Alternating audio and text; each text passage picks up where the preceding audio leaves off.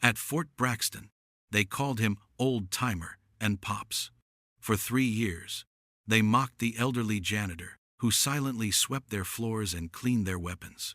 What they never noticed were his eyes, cataloging every detail, or his hands, too steady for a man his age.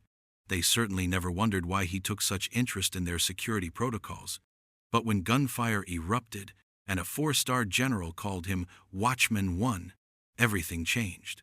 The most dangerous man on base had been hiding in plain sight all along. Which city of the world are you watching from today?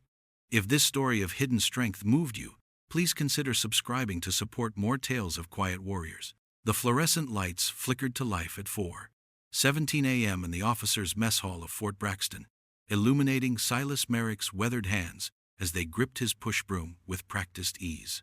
At 70, his movements remained methodical and purposeful, each sweep of the bristles covering precisely the same amount of floor space. He'd calculated the most efficient pattern years ago, a habit he couldn't shake, even now. The base slumbered around him, but Silas preferred these quiet hours. The solitude allowed him to observe without being observed, to listen without being heard. He paused near the bulletin board, eyes quickly scanning the duty roster and training schedule for the day. His memory, still sharp as the day he'd been recruited, cataloged every detail, every change, every anomaly. The first boots hit the polished floor at 5:38 a.m. Lieutenant Breckenridge and his squad, early risers aiming to impress the brass with their dedication. Silas had them figured within their first week on base, ambitious, competitive, and utterly dismissive of anyone they deemed irrelevant to their advancement. "Hey, Pops!" Breckenridge called out, his voice echoing across the empty mess hall. "You missed a spot over there. Losing your eyesight along with your hair?" The young men laughed, that particular laugh of those who'd never truly been tested. Silas simply nodded, a slight smile lifting the corner of his mouth as he redirected his broom. He'd noted Breckenridge's coffee cup teetering precariously at the edge of the table, and adjusted his path 3 seconds before it toppled, positioning himself perfectly to catch it mid-fall. "Nice reflexes," Breckenridge said, genuine surprise in his voice. "Just lucky," Silas replied, setting the cup safely back on the table. "Morning like this, nobody needs extra cleaning." His voice carried the gentle drawl of Appalachia, worn soft over decades. Colonel Whitfield strode in at 6:15, precisely when Silas had anticipated. The colonel moved with the confident gait of a man accustomed to command, his uniform immaculate, his posture rigid even at this early hour. "Morning, Milton," he said absently, eyes already fixed on the day's reports. "It's Merrick, sir," Silas corrected gently, the same correction he'd offered 97 times in the past 3 years. "Coffee's fresh, just how you like it," Whitfield waved dismissively, not bothering to look up. Right, Merrick." Silas retreated to the corner, invisible once more. That was the way of things, the way he'd carefully engineered them to be. In the hierarchy of military life, few ranked lower than an elderly janitor. It was the perfect cover for a man who needed to be everywhere while being noticed nowhere. By 8:30, he'd moved on to the armory, wiping down rifles with the care that only comes from intimate knowledge. His fingers moved across the weapons with familiar precision, noting the imperceptible imperfections that others missed. A slightly misaligned sight on the third rack, a trigger assembly with fractionally more resistance than regulation allowed. He adjusted each flaw silently, leaving no trace of his corrections. "Mr. Merrick, you don't need to clean those so thoroughly," Sergeant Adelson called from his desk. "They're just the training rifles."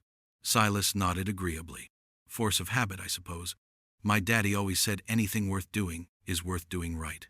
Well, when you're done playing gunsmith, the latrines in Barrack C need attention." "Yes, sir, right away." On his way across the quad, Silas paused to observe a lieutenant struggling to explain a tactical formation to a group of recruits. The diagram on the whiteboard contained a critical error, an exposed flank that would leave the unit vulnerable in actual combat. When the group broke for water, Silas shuffled over with his mop bucket, quickly erased and corrected the diagram before moving on. Later, when the lieutenant resumed his instruction, he'd pause, staring at the board in confusion before continuing with the now correct formation, never questioning how his error had been fixed. At midday, Silas made his way to the cryptography department, mop and bucket in hand. The security guard nodded him through without checking his ID. Another invisibility afforded to those deemed harmless. Inside, Dr. Eleanor Merrick sat hunched over complex algorithms, her dark hair streaked with the same silver that dominated her grandfather's. "Brought you lunch, Ellie," he said quietly, placing a brown paper bag on the corner of her desk. "You missed breakfast again." Eleanor looked up, her tired eyes brightening at the sight of him. "Grandpa, you shouldn't have." She reached for the bag, peeking inside. "Turkey and Swiss on rye." "You remembered. Hard to forget when you've been eating the same sandwich for 30 years. He smiled, placing a book beside her computer. "Thought you might find this interesting." Was gathering dust in the base library. Eleanor glanced at the title, Advanced Applications in Quantum Cryptography. She raised an eyebrow. "Light reading? Just looked important," he shrugged. "Cover had all those sciencey symbols you like." A young analyst approached, files in hand. "Dr. Merrick, we need your input on the Prometheus encryption sequence." "Duty calls," Eleanor sighed, squeezing her grandfather's hand. "Thanks for lunch." As Silas turned to leave, he overheard the analyst ask, "Your grandfather was military too, right?" "Just a logistics officer," Eleanor replied, the pride in her voice tinged with apology. "Nothing exciting. He never talks about it." Silas paused imperceptibly, a flash of something, regret perhaps, crossing his face before the practiced neutrality returned. The lie was necessary, had always been necessary. 30 years of secret stood between him and his only family, a chasm widened by the classified nature of his true service. That evening, Silas returned to his quarters, a Spartan room in the civilian staff dormitory. He locked the door, checked the window, and swept for electronic surveillance with a device disguised as a hearing aid case. Satisfied with his privacy, he removed his work boots, revealing feet uncalloused and unmarked by decades of manual labor. From beneath his bed, he retrieved a locked wooden box. The key remained on a chain around his neck, alongside his military dog tags, tags he'd long ago been ordered to surrender. Inside the box lay a single medal, unmarked and unadorned. No insignia, no ribbon, no indication of what service it commemorated. Just a small silver disc with a date stamped on the back, October 17, 1983. Silas held it briefly before returning it to its hiding place. Some ghosts were best left undisturbed. The alarm shattered the pre-dawn quiet of Fort Braxton at 4:03 a.m., 3 days later. Silas was already awake. He rarely slept more than 4 hours, and dressed before the second series of blasts completed their warning. Red emergency lights bathed the corridors as personnel rushed to their stations, confusion evident in their hurried movements.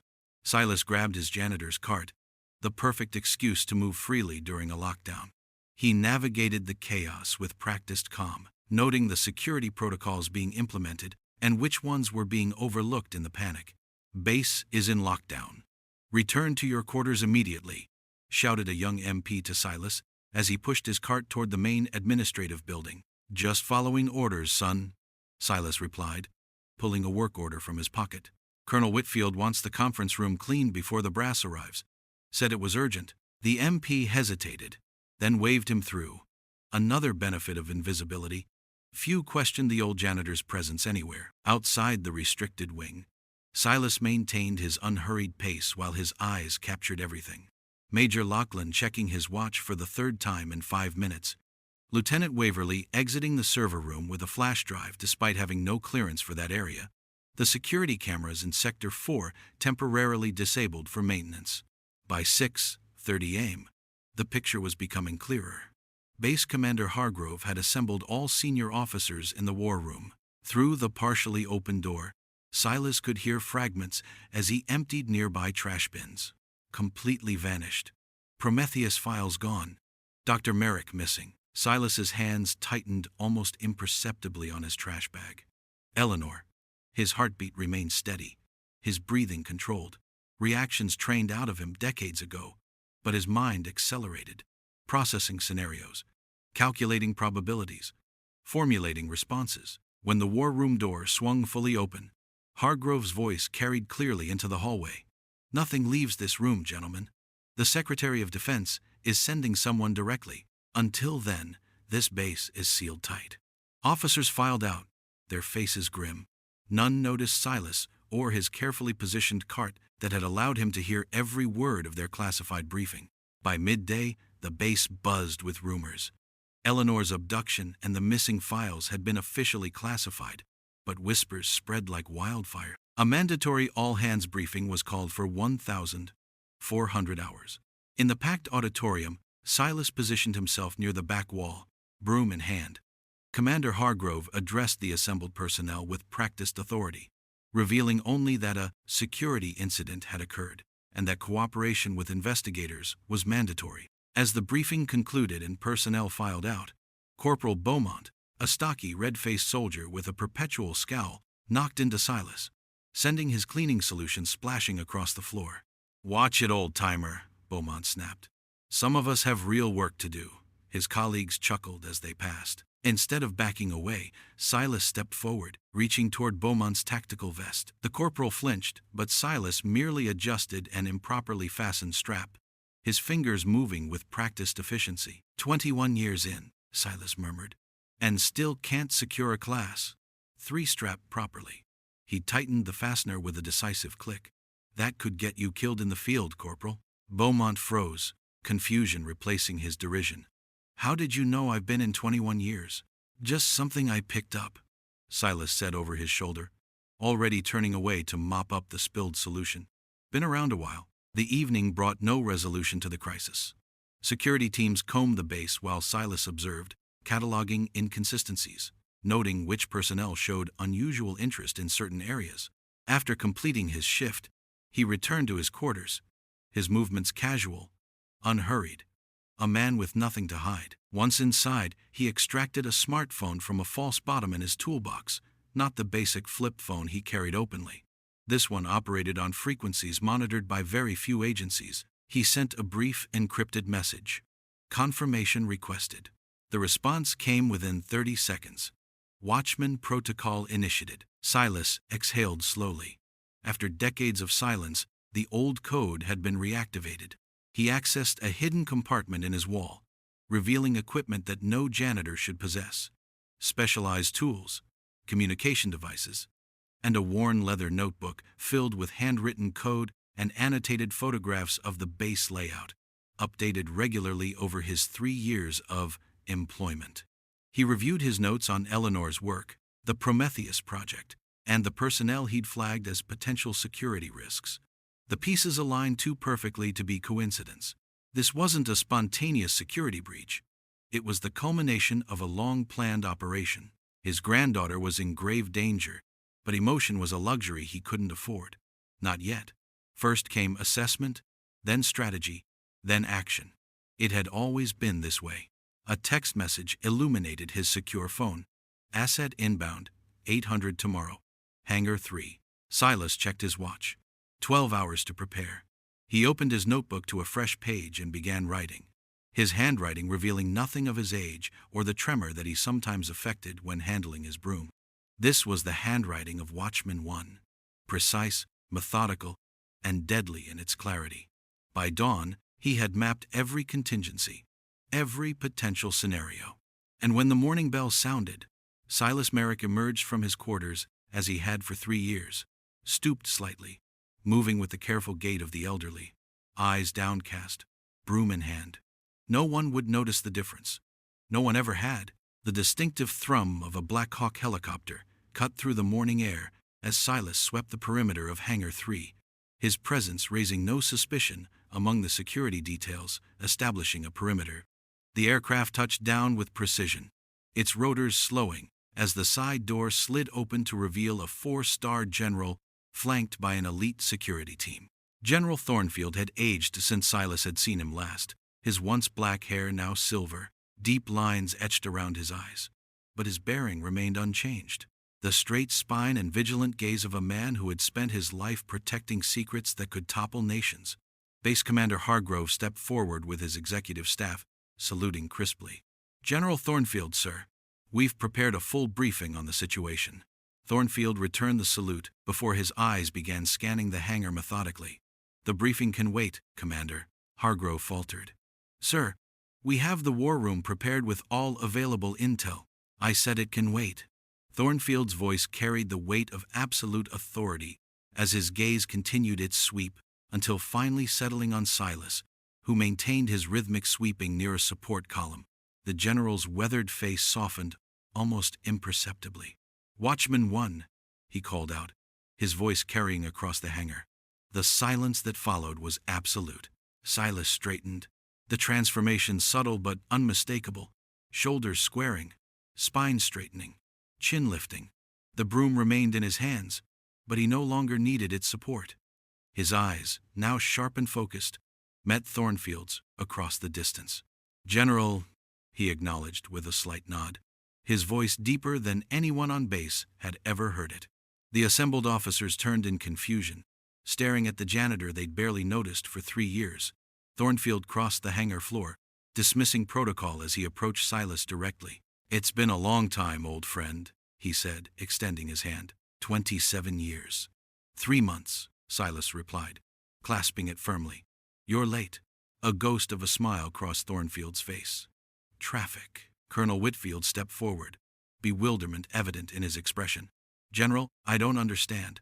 This is Milton, our maintenance man. Colonel Silas Merrick, Thornfield corrected, turning to address the officers. Known in exactly 3 classified files as Watchman 1, the most effective counterintelligence operative this country has ever produced. He gestured toward Silas, who remained impassive under the stunned gazes now fixed upon him. Gentlemen, you've been working alongside the man who wrote every counterintelligence protocol you've ever studied. Colonel Merrick ran more successful ghost operations during the Cold War than any operative in history. Lieutenant Breckenridge's jaw had physically dropped. But he's just a janitor. The most effective disguise, Silas interrupted calmly, is the one people create for themselves. You saw an old man with a broom, so that's all I needed to be. Commander Hargrove shook his head in disbelief. Why are you here? Why this base? Before Silas could answer, the distinctive crack of gunfire echoed through the hangar. A bullet struck Thornfield in the upper arm, spinning him sideways as chaos erupted. Armed men in base uniforms emerged from multiple entry points, their faces now covered with tactical masks. Nobody move, shouted a disguised voice through a megaphone. Weapons down or we start shooting to kill. The base security team hesitated, caught off guard by attackers in friendly uniforms. In that moment of confusion, 3 officers were grabbed as hostages, including Commander Hargrove. Silas had dropped to one knee beside Thornfield the instant the first shot rang out, applying pressure to the general's wound with a handkerchief. His eyes, however, never stopped moving, calculating angles, identifying threats, formulating options. A movement in the rafters caught his attention, a sniper adjusting position, taking aim at Thornfield again. Silas had no weapon, no direct way to intervene from his position. His gaze fell on the metal bucket from his cleaning cart, 3 feet away. In one fluid motion, Silas grabbed the bucket and sent it spinning across the hangar floor. It ricocheted off a support column at a precise angle, careened into a stack of supply crates, and launched upward, striking the sniper's rifle barrel just as he fired. The bullet meant for Thornfield's head struck a wall harmlessly. The momentary distraction was all Silas needed. He moved with a speed that belied his 70 years, disarming 2 attackers with a series of precise strikes before they could register what was happening. The movements were economical, efficient, the hallmark of someone who had mastered combat not as sport, but as survival. With a captured sidearm now in hand, Silas returned to Thornfield, who was pressing a field dressing to his own wound. Still showing off after all these years, the general muttered. Old habits, Silas replied, his attention already focused on the developing hostage situation across the hangar. They have Eleanor, he added quietly. Thornfield nodded grimly. She's the only one who can decode the Prometheus encryption. That's why they took her. I know, Silas said. They've been planning this for months. I've tracked 7 of them, but there are more. The hangar speakers crackled to life, and a familiar voice echoed through the space. Major Lachlan, now unmasked as the operations leader. General Thornfield, Lachlan called. How convenient of you to join our little party. I have simple terms. Safe passage for my team, or Commander Hargrove and these men die. followed by Dr. Merrick once we're clear. Silas's expression hardened at the mention of his granddaughter. He turned to the soldiers who remained free, including several who had mocked him over the years. Beaumont, Whitfield, Hammond, he called, authority resonating in his voice. Armory. 5 minutes. Tactical briefing. The men stared in disbelief, until Thornfield barked, "That's an order." As they scrambled to comply, Silas checked his watch. "My granddaughter has approximately 18 hours before they break her," he said quietly to Thornfield. "We have 12 to find her." For the first time, emotion cracked through his professional facade. A glimpse of the grandfather beneath the operative. "I won't lose her, Richard." Thornfield clasped his shoulder. "You trained for this moment your entire life, Silas. If anyone can bring her home, it's Watchman 1. Silas nodded once, resolution replacing vulnerability. He picked up his broom, a simple tool that had concealed one of America's most lethal assets for 3 long years, and snapped it over his knee. "Time to sweep up," he said. The abandoned industrial complex loomed against the night sky, its corroded metal structures casting long shadows under the moonlight. 17 miles east of Fort Braxton, the decommissioned chemical plant had been selected for its isolation, its concrete walls thick enough to contain sound, its location remote enough to avoid civilian interference. Inside, Eleanor Merrick sat bound to a metal chair, her lab coat stained with dirt, a small cut above her right eyebrow. Despite 18 hours of captivity, her eyes remained defiant as Major Lachlan paced before her. "The encryption key, Doctor," he repeated, his voice showing the first signs of frustration. "You designed the Prometheus security protocols. You know how to access the system. And you know I won't help you," Eleanor replied, her voice hoarse but steady. "Whatever they're paying you, it's not worth treason." Lachlan smiled thinly. "Treason is a matter of perspective, Doctor. One country's traitor is another's patriot." He checked his watch. "You have 1 hour before my employers lose patience. After that, I cannot guarantee your safety." Eleanor said nothing, but her mind raced. No rescue would come.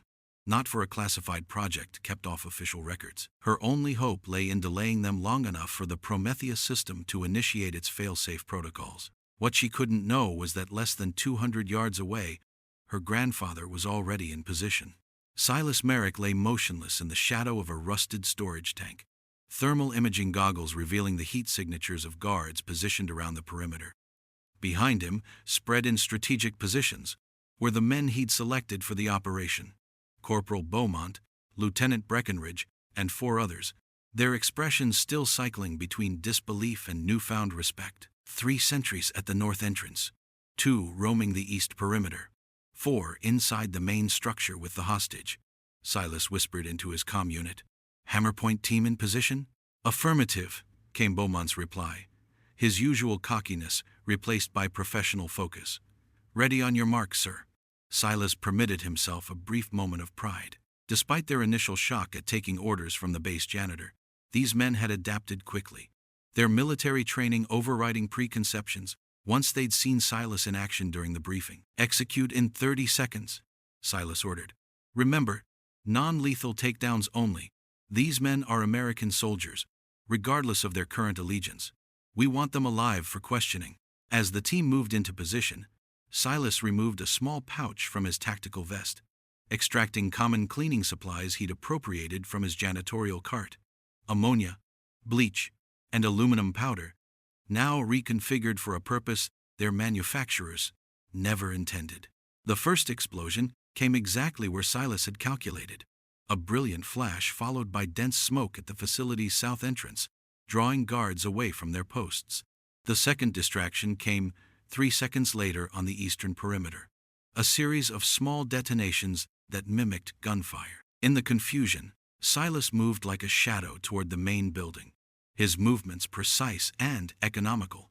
Age had taken some of his speed, but none of his efficiency.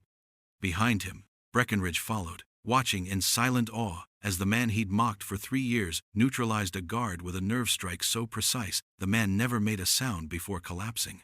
"I have eyes on the primary entrance," Beaumont's voice crackled through the comm. 2 tangos, armed, looking jumpy. "Hold position," Silas replied. "Wait for my signal." Inside the facility, Lachlan heard the commotion and grabbed his radio. "Report. What's happening out there?" Static answered him. He swore, turning to one of his men. Get out there and find out what's going on. The rest of you, prepare for transport. We're moving the package. Eleanor watched as the guards scrambled to follow orders, a flicker of hope igniting within her. Something was happening. Something unplanned. She tested her restraints again, finding them still secure. Don't get your hopes up, Doctor, Lachlan said, noticing her renewed struggle. Your usefulness has kept you alive so far, but that can change quickly. On the facility's eastern side, Silas had reached a ventilation shaft. He removed the grating with practiced hands, then turned to Breckenridge. This leads directly above the main processing floor. From here, I go alone. With all due respect, sir, Breckenridge replied. I should accompany you. 2 is better than 1. Silas shook his head. In close quarters, with a hostage situation, 1 ghost is better than 2 soldiers. Maintain position and be ready for extraction on my mark. Without waiting for acknowledgement, Silas disappeared into the shaft, moving through the narrow space with a flexibility that belied his years. His progress was silent, measured, each movement calculated to avoid detection. Through the grating above the main floor, he could see Eleanor below, 5 armed men surrounding her. Lachlan paced nervously, clearly aware that his operation was compromised. Silas's jaw tightened at the sight of his granddaughter, but his mind remained clear, tactical. He reached into his vest, extracting a small device assembled from components no one would question a janitor possessing. With careful precision, he positioned it against the shaft wall, setting the timer. Below, Lachlan's patience had evaporated. We've run out of time, Dr. Merrick. Either you cooperate now, or we take what we need by force. Eleanor stared back defiantly. You'll get nothing from me. Brave words, Lachlan replied, drawing his sidearm. But I wonder if you'll maintain that courage when I start shooting your extremities, one by one. I wouldn't recommend that approach, came a calm voice from the shadows. Every head turned toward the source, weapons raised. But Silas was already moving. The diversion device activated, plunging the room into momentary darkness as the facility's electrical system surged and failed. Emergency lights kicked in seconds later, revealing 2 guards already unconscious on the floor. Lachlan fired blindly into the shadows, but Silas was elsewhere, moving through the space with the confidence of someone who had memorized every inch of the blueprints. Another guard fell, then another, taken down with precision strikes to pressure points that rendered them unconscious without permanent damage. Identify yourself, Lachlan demanded, positioning himself behind Eleanor, gun pressed to her temple. Silas stepped into the dim emergency lighting, hands raised in apparent surrender. Eleanor's eyes widened in recognition and confusion. Grandpa? She whispered. Lachlan laughed, a harsh, incredulous sound. This is your rescue? An old man? Silas maintained his calm demeanor, eyes fixed on Lachlan. Major Zachary Lachlan. Recruited by foreign intelligence 6 years ago after gambling debts put you in a compromised position. You've been passing classified information ever since, working your way toward a position where you could access Prometheus. Lachlan's expression faltered. How could you possibly know that? Because I've been watching you, Silas replied, taking a measured step forward. For 3 years. Every meeting, every communication, every breach of security. I documented all of it. Stay back, Lachlan warned, pressing the gun harder against Eleanor's head. One more step, and she dies. Silas stopped, his expression unchanged. You were selected for this operation because your psychological profile indicated a reluctance to take human life directly. You've never actually killed anyone, Major. Your hands are shaking because you're not sure you can do it now. Lachlan's eyes narrowed, but the slight tremor in his hand betrayed him. You don't know me.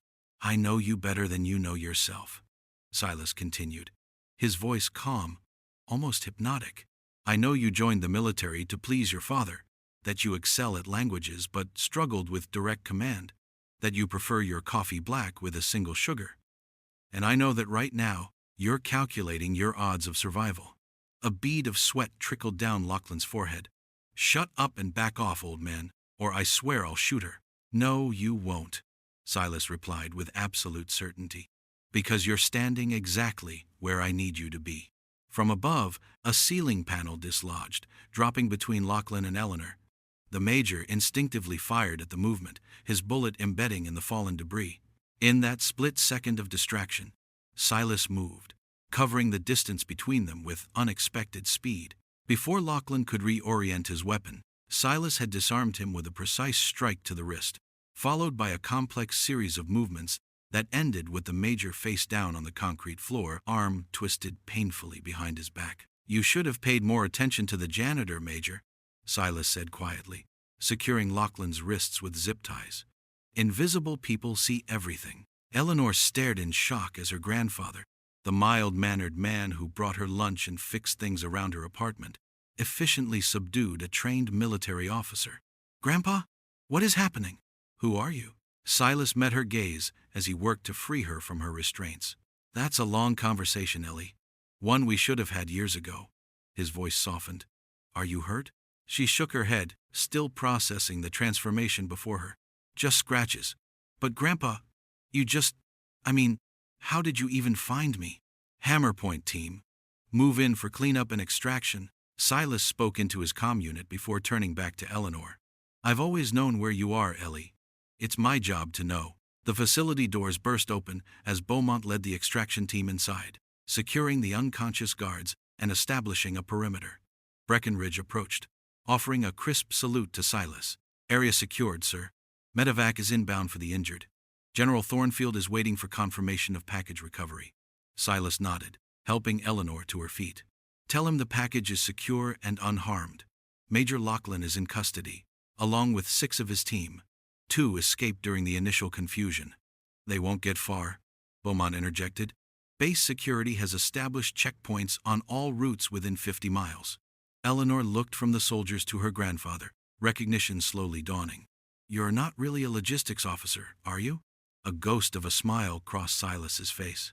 "I did work in logistics, in a manner of speaking, just not the kind that involves supply chains and requisition forms." As they moved toward the exit, Eleanor leaned heavily on her grandfather's arm, the adrenaline of rescue giving way to the exhaustion of her ordeal. "All this time, I thought I knew you." "You do know me," Silas replied gently. "Everything that matters, everything that's real, you know.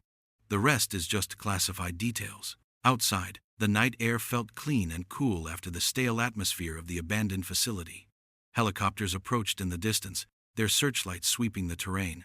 Silas watched as medical personnel attended to Eleanor, his mission complete but his heart still racing with the fear of how close he'd come to losing her. Breckenridge approached, standing awkwardly at attention. "Sir, I just wanted to say, about the past 3 years, the way we treated you, I had no idea." "That was the point, Lieutenant," Silas replied. "The best disguise is the one nobody questions. But all that time, cleaning floors, taking orders from men half your age, being dismissed," Breckenridge persisted. "How did you stand it?" Silas's gaze drifted to Eleanor, now wrapped in a thermal blanket as a medic checked her vitals. "Some things are worth the sacrifice of pride, Lieutenant. Family is one of them."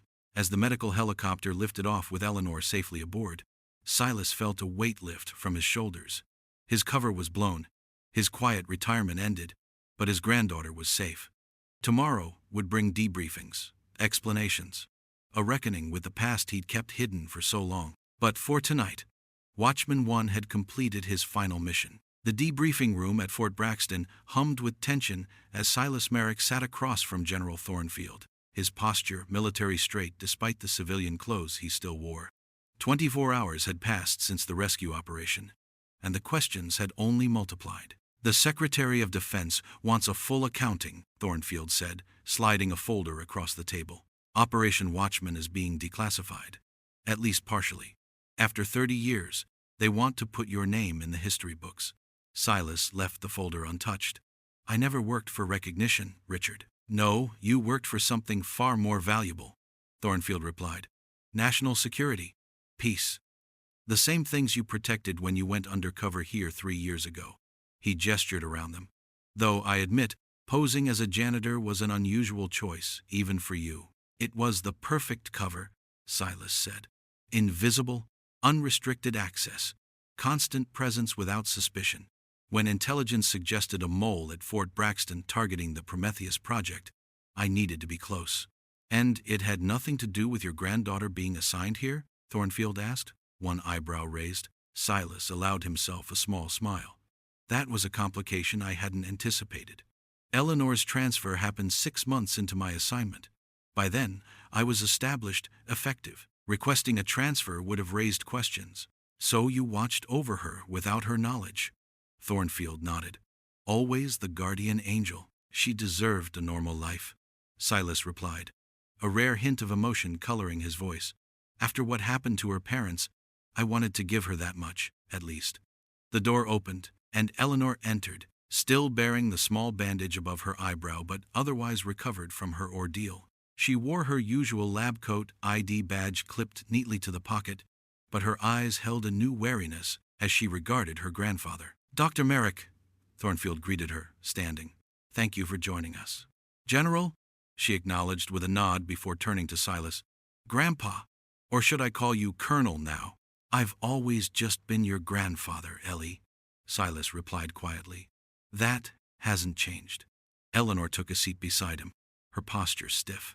Except apparently everything I knew about you was a lie. Not everything, Silas countered gently. Just the parts I was forbidden to share. Thornfield cleared his throat.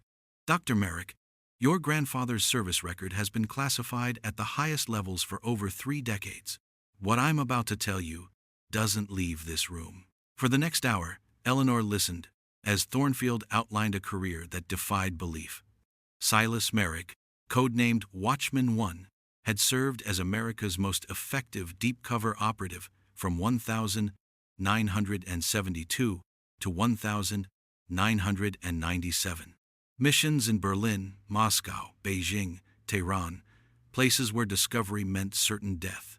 9 confirmed instances where his actions directly prevented armed conflict. The development of counterintelligence protocols still used by agencies worldwide. The Cold War produced many heroes, Thornfield concluded, but few as effective as your grandfather. When he retired in 97, 3 foreign intelligence services still had active kill orders on Watchman 1, having never discovered his true identity. Eleanor turned to Silas, seeing him with new eyes. All those years I thought you were just a logistics officer who filed supply reports. I was, Silas replied. For my official cover. The best lies contain elements of truth, Ellie. And after retirement? The quiet life in Virginia, the gardening, the fishing trips? Was that all cover too? Silas shook his head. That was real. 20 years of peace I never thought I'd live to see. His eyes met hers directly. Until Thornfield contacted me in 2022 about a security breach at Fort Braxton. We needed the best, Thornfield interjected. Someone who could operate completely under the radar, who could spot patterns others would miss. The Watchman was the only choice. Eleanor's expression softened slightly.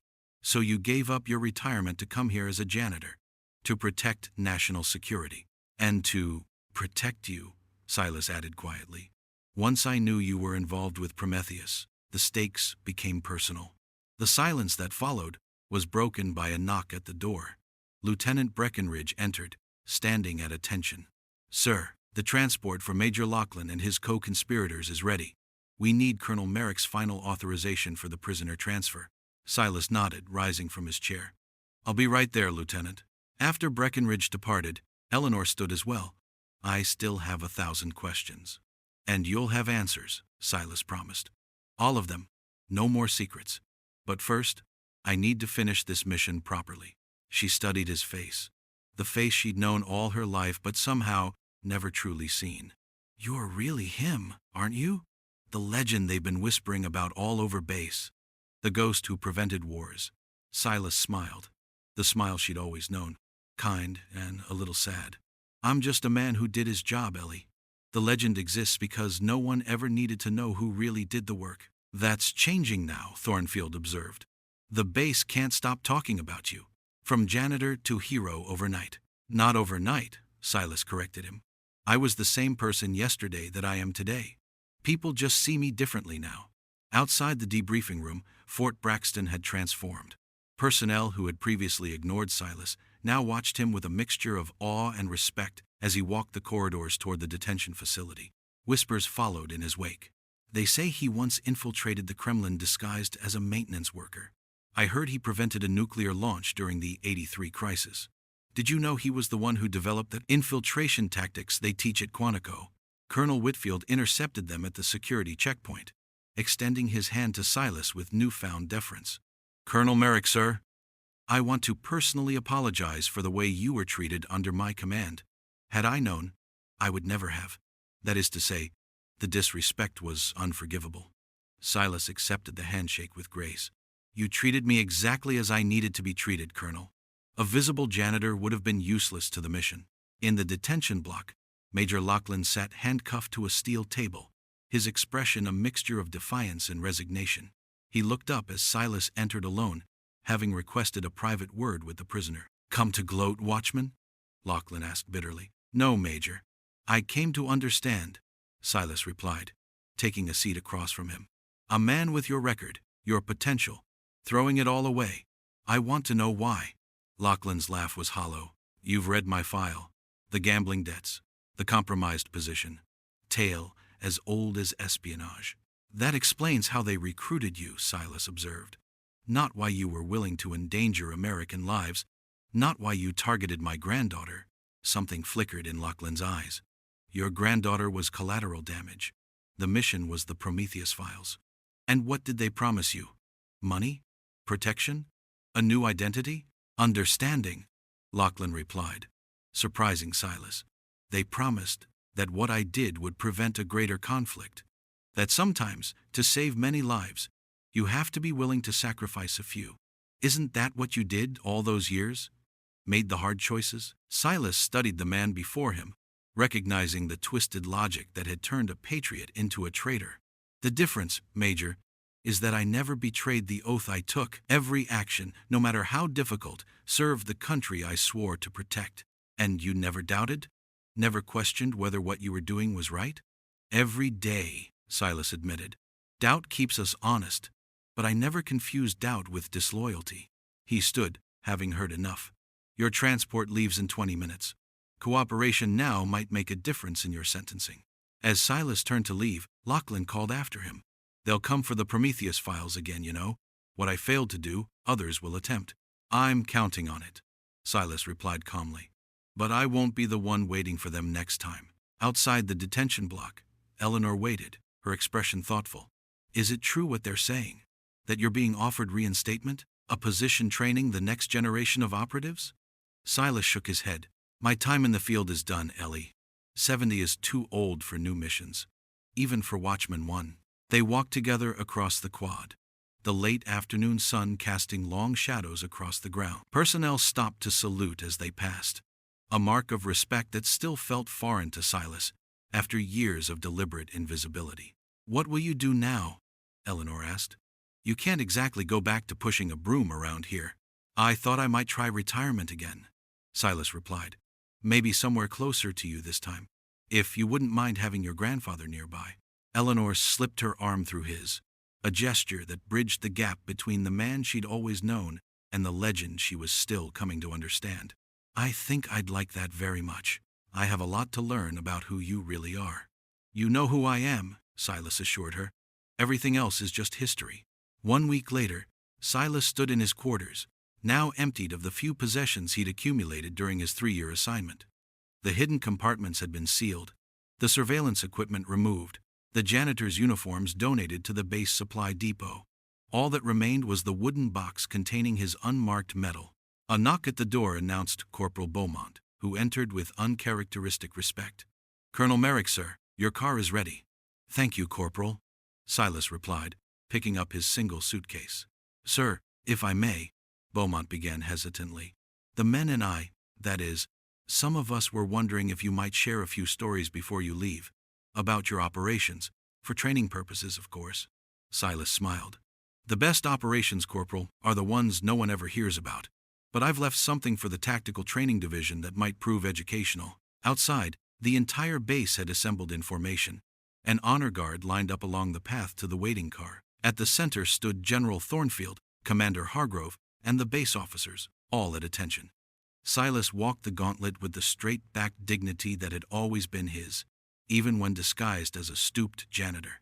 As he reached Thornfield, the general called out, "Present arms!" The snap of hundreds of salutes echoed across the quad. Silas returned the salute, acknowledging not just the general but every soldier present. "The nation owes you a debt it can never fully repay," Thornfield said, his voice carrying to all assembled. "But we can offer our gratitude, our respect, and our promise to carry forward the legacy of vigilance you've established."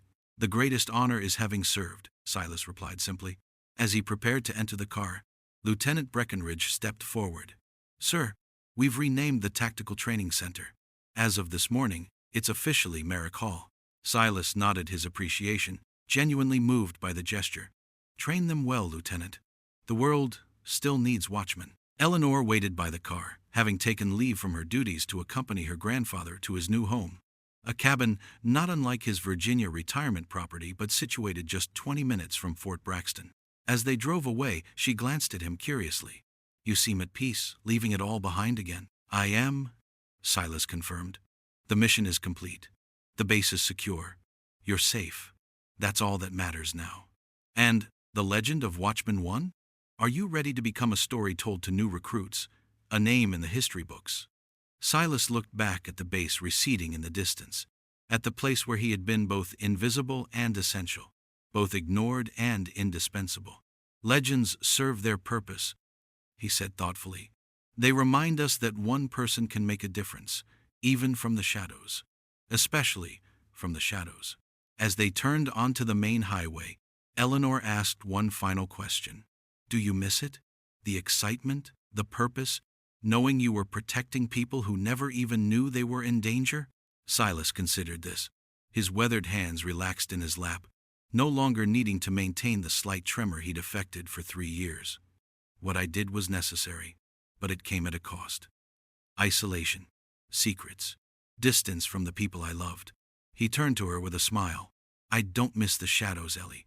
I'm looking forward to living in the light." At his new cabin that evening, as the sun set over the mountains, Silas sat on the porch with Eleanor, sharing stories he'd kept locked away for decades. Some made her laugh, others brought tears to her eyes, but all of them revealed pieces of the man she thought she'd known all her life. As darkness fell, a car approached down the long driveway, headlights illuminating 3 figures who made their way to the porch with the careful movements of men in their 70s and 80s. "Right on time," Silas remarked, standing to greet them. "You know us," replied the tallest of the visitors, clasping Silas's hand firmly. "Punctuality was always a matter of life and death in our line of work." Eleanor watched in fascination as her grandfather embraced each man in turn, introducing them with only first names, no ranks or titles. These were the others, she realized.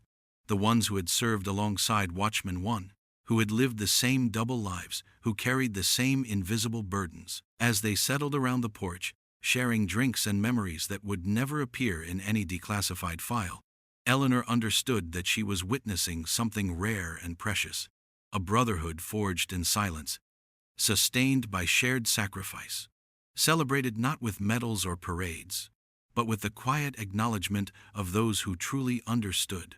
And as she listened to their stories, she saw her grandfather not just as the hero who had rescued her or the operative who had protected nations, but as something even more remarkable, a man who had found his greatest purpose in serving others without recognition or reward, the quiet warrior who had always been hiding in plain sight.